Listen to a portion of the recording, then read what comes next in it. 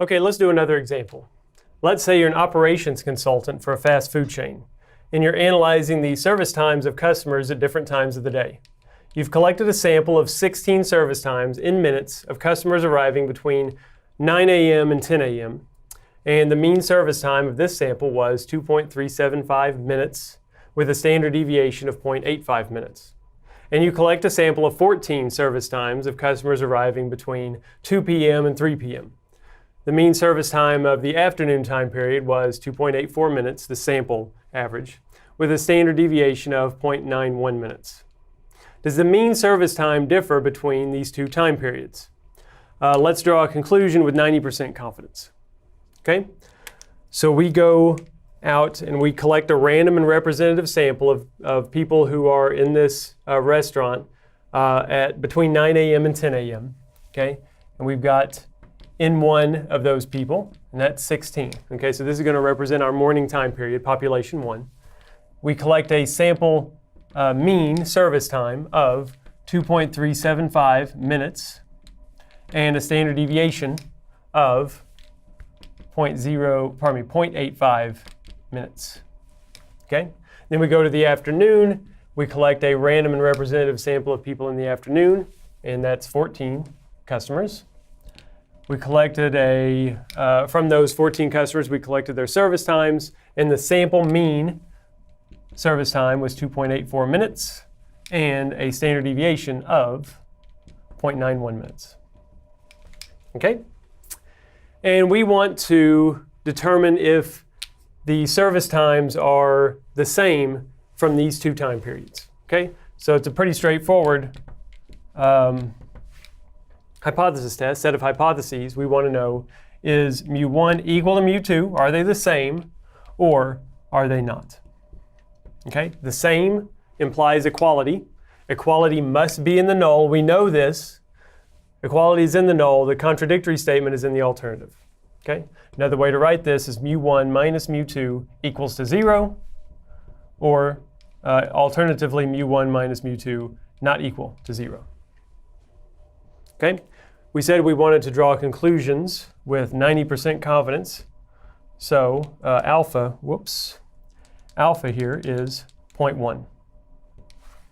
Okay, alpha is 0.1, so we're going to have 0.05 in each tail. Okay, also we need to find out what the degrees of freedom are. Degrees of freedom, whenever sigma 1 and sigma 2 are unknown but assumed to be equal, well, let's just assume for now that these two standard deviations are roughly equal to each other. Degrees of freedom would be N1 plus N2 minus 2, which is 16 plus 14 minus 2, which is 28. Okay?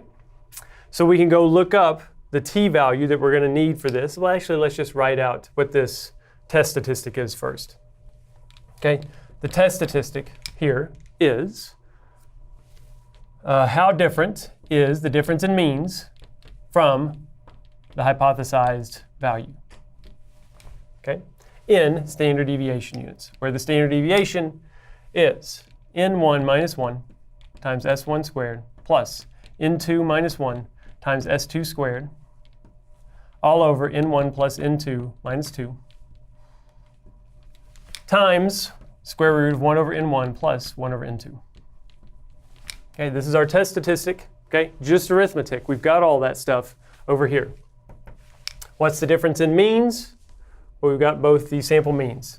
2.375 minus 2.84. What's the hypothesized difference? Mu1 minus mu2. We want to know if that's 0 or not. So here's 0. Okay?